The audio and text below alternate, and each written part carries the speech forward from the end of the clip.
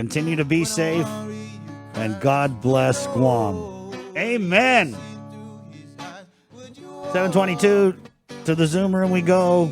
Labor Director Dave Dell'Isola is standing by with the very latest on the PUA and the FPUC. And Dave, I thought I saw something a couple days ago about you guys were going to hold off on issuing payments because of the high number of fraudulent claims. Is that still the situation? And if you could, good morning, by the way. Good morning. And before I begin my spill, I just wanted to also thank Margarita. If I was going to complain, I would be quiet when that lady comes into the room. She's what it's all about, and controlling this COVID and the hardworking people that are trying to make a difference on this island. So I just wanted to applaud her and her staff for their hard work. And yes, you heard something, but we were managed to contain it. Nice. We ran a batch last Tuesday, and it came back and it was riddled with fraud, and we were trying to figure out how this fraud got through. And it ended up that we requested the batch to go up to 8/23, and that's what this batch is, up to August 23rd. But the programmers on the software side batched it past the 23rd. They had some extra days in it, and those days weren't cleaned by us yet. And that's it. It was a really hectic Tuesday morning while we were riddled with the fraud and trying to figure out how it came through. So I just called the owner of the company. They stopped the batch and got it to be reprogrammed for the 8/23, and they rebatched it through the whole night. And we managed to get a good batch with the corrected and clean dates. So it just cost us like 12 hours of time, but we managed to batch it, and it came out to be $13.9 million that is going to be going out to our community at the end of this week, beginning of next week. And that'll give us a total of about $390 million since June that is injected to this economy and to our people of Guam, and we'll continue to just keep pumping it out. So there was a large amount of fraud. You guys had thought about holding out or holding back the payouts, but you worked through that. Payouts have gone out, are going out. Yeah, I just, sometimes a graphic. I'd like to show you, since you can't see it, one typical day of claims. I'm just going to show you on my phone. This was August 5th. We had submitted 454 claims, and if you can see that. Hey, Dave, if you WhatsApp me that graphic, we can bring it up if you want to speak to it. If you WhatsApp me that graphic, I can bring it up. This has the claimant's names, so you can't see it. So what I want you to see here is the red is fraud, and the yellow and orange are claims that were cleaned. And as you can see when I scroll, you can see this is the amount of fraud versus clean claims for a typical day. I keep scrolling, and you can get a sense of the amount of work that we're doing to clean these claims on a typical day versus the amount of claims that got in. So that is a typical day of, that was 89.88% fraud for 454 claims that were submitted on that day. And that's just the taste of what we're dealing with on a daily basis. Because I know I hear the noise out there. Some people are saying, this is just their way of slowing down, delaying. They don't know what they're doing. And I can't stress enough that we are continuing to work with our federal partners. We continue to share it. I do want to say that, to date, we've paid out a total of about 35,000 claims. And And out of these claims, the fraud is becoming a big issue. And I do want to say that, out of all the fraud, there's about 30 to 40% of that fraud are identity theft. These are people who, on Guam, who had their identity stolen through the various breaches throughout the nation. And Dave, I can tell you we've had prominent politicians, lieutenant governors, former AGs, personal friends, executives that we saw on this list that we called up, and they had no idea that their data has been breached. And so I'm trying to tell you, this is a real problem.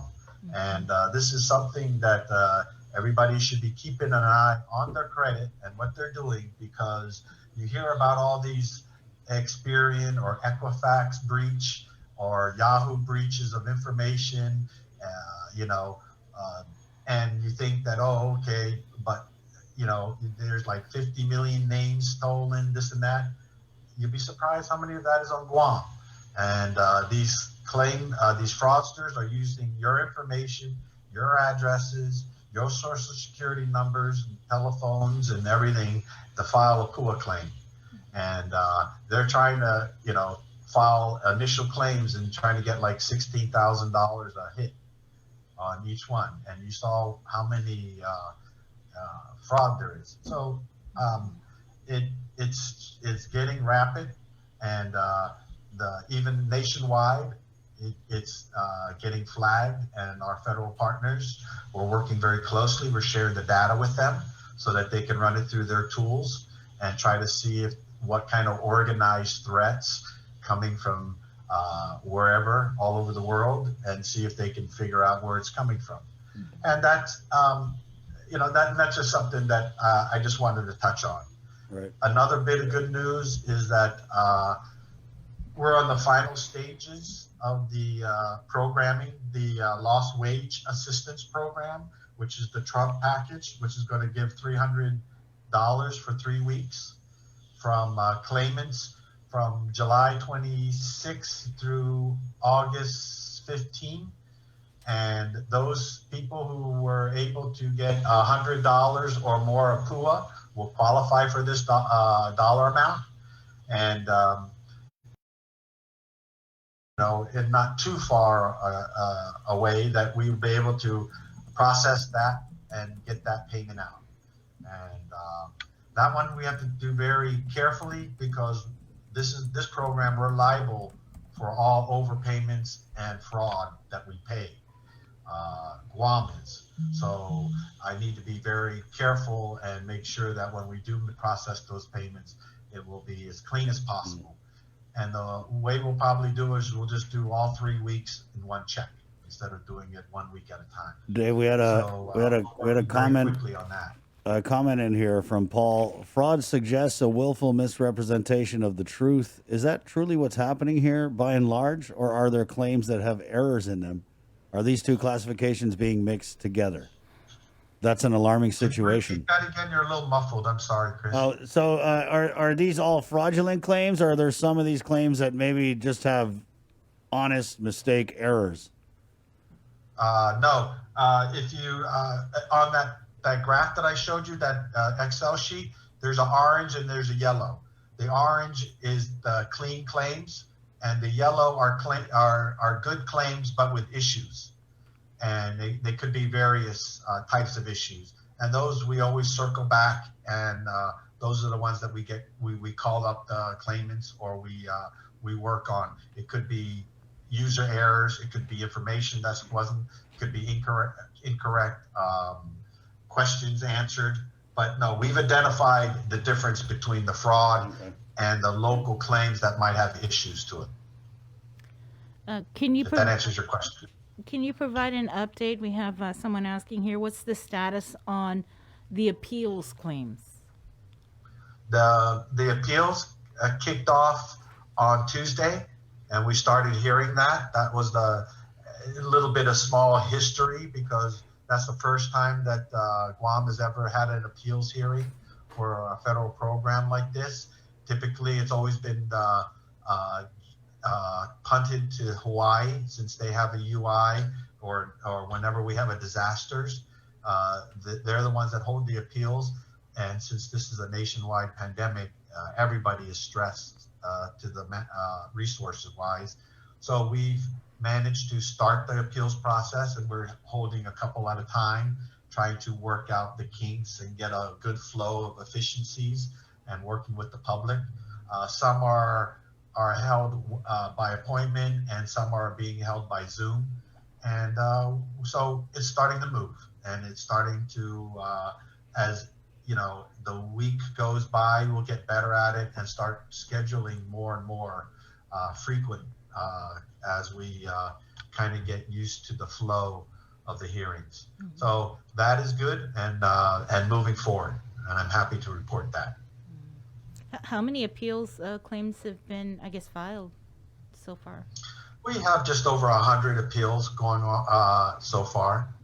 And we're finding, though, that as we are calling and scheduling, I'd say about 30 to 40% are changing their mind and not filing. So that's also, because when they get the notice, they just check a box whether they want to appeal, and then they send it back. And then when they actually hear a voice and get closer to having a hearing, sometimes they change their mind because they feel that, either we've corrected the measures or handled them and to their satisfaction. 2 questions here. What number do we call to find out if we qualify and can apply for the unemployment? And then where do we report possible fraud? There's a fraud email address, and I just don't have it off the top of my head. I think it's like fraud.pua. I'll send that to you. Right. It's been a while since we used it, but we have a fraud email address that you can report it.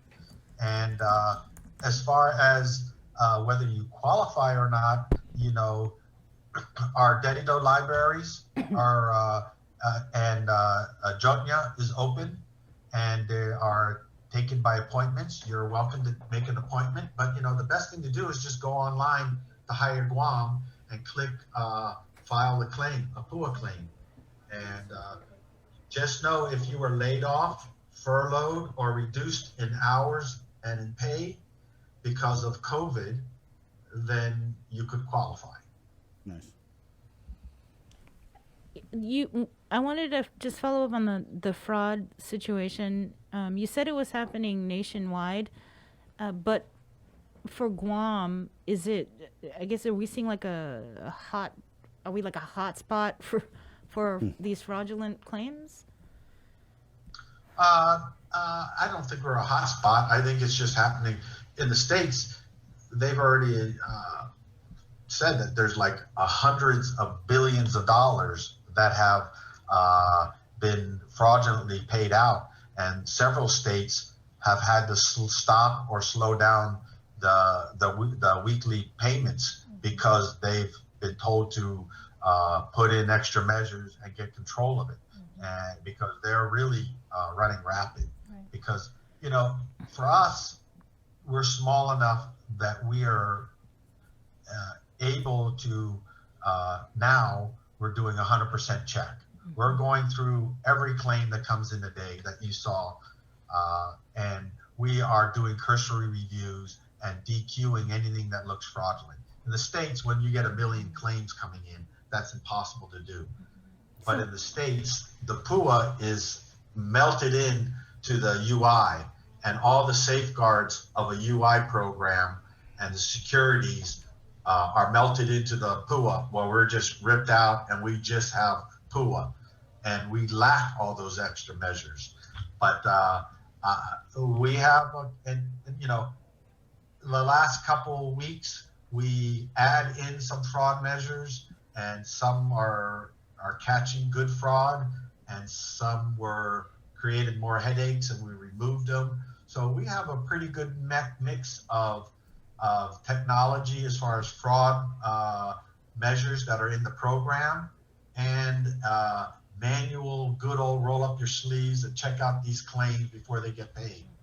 And that combination has gotten high praise with the U.S. DOL, and to the point where they are acknowledging our methods as being the best case, and they want to do a case review of how we started from nothing to where we're at now, and how we've handled this program from start to finish.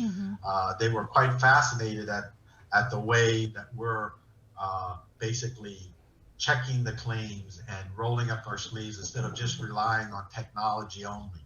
And so how much has been paid out? How much has been paid out? How much has been paid out in fraudulent claims? I don't, that we don't know, because I like to think that we're catching a very, very high percentage of the claims, but I wouldn't be so bold to say that we've gotten everybody. We scrub that list before it gets paid, and then when the payment registry comes in, we do a review of that, and then when it goes out, we also have some measures in there. So we have several tiers of fraud, and like I said, when we're small enough that we can actually, like I say, look and scrub everything. I'd like to think that it's to a minimum, but to be honest with you, we're so stretched in just trying to get people's claims in, keep people's claims, fixing their claims and paying the claims. That's our priority, is just to keep the money flowing out to the island, to keep it going and keep it afloat. Does that incur a large amount of overtime, Dave? Because we keep hearing things about a lot of overtime over at DOL with FPUC and the PUA. Can you verify that? Maybe give us you have any numbers on that, or? No, I don't, but I can tell you right now, yes, we have overtime. My people are working 6 days a week.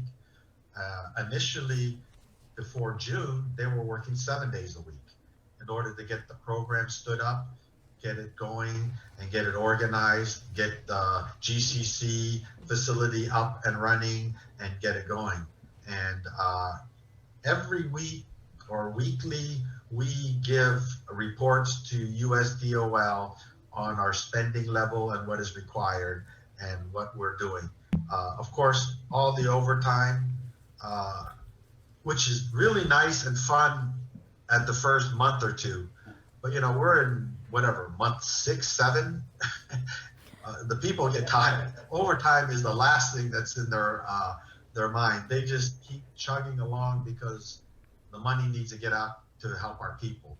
And all the overtime is paid by the pool program. None of it is touched by local funds. And yes, we are working. I'm working 6 days a week, nonstop. I even sleep. I dream of PUA. I just can't get it out of my head. Sounds like a nightmare. It's affected everything that I do and everything that I sleep and think. So, but is it, Dave? Is it it's not like crazy, like we're gonna FOIA something and someone got like 500 hours of overtime in a week, or it's nothing like that, right? The overtime that they're getting is probably, of course, the Saturday. That's a full day of overtime. And some work up to 6 p.m. We've managed to reduce the time a little bit because they are getting burnt out. And, they need to get to their families and they need to download. So most of the overtime is just, to be honest with you, the extra day Saturday that they come in and they work. We had another comment here. Do you have enough personnel to answer the phone? That seems to be the one major concern with the public. And then we'll let you go, Dave. And then, no, we were in a good place before this PCOR 1, in the middle of August. And we were coming down the slope. We opened up the libraries to anybody. You don't need an appointment. Everybody was coming in. Claims were going down to like 300 a day, and we're going down. And then all of a sudden, PCOR 1 hit, and that roller coaster went right back up, and we were flooded. And we've already released a lot of detailed staff. We got to a comfortable place. So no, I could add 100, 200 people to that phone, and it would just keep going. They're answering it nonstop. And remember, our people now aren't just taking and answering the phones. They are answering the phones, and if the problem is minor, they're fixing it. They're going into the system. Those people are experienced enough. They have like a month or two of training where they're fixing and answering, and correcting the problem. They're just not answering and saying, call back or we'll have somebody, unless it's a like level 2 problem where you need one of the higher level staffs. Then we'll take the names and we'll call them with one of the more experienced. But it's nonstop going, and as this PCOR 1 continues, the level and the layoffs and the furloughs continue to happen. We're just keep doing our best, but I'm not going to lie and tell you that we're answering the phones and everybody is getting answered. No, it's nonstop, and I welcome you to see them working from 8 to 5 all day, answering the phones and correcting and fixing claims. And yes, I don't have enough people to do that, and I apologize, but it's just the nature when you have an event of going from PCOR 3 to 1 and you got everybody now qualifying. You have that dramatic of event. We just didn't plan for that, and it's not like you can just hire somebody and within a week have them answering phones. It doesn't happen like that.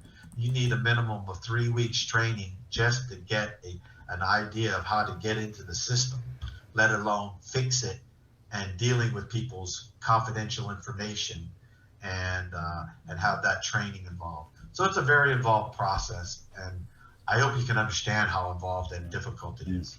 Thanks, Dave. Very good. Yeah. Thanks, Okay. Dave. Appreciate your time, Dave. Sorry for the delay. I appreciate you guys. Thank you very much for having me. There's some virtual malasadas on the way out if you want to grab some. I already had 3. Thanks, Dave. Stay home, wash your hands. Take care, All right. guys. All right. Answer the phone. All right, this is 7:45. We take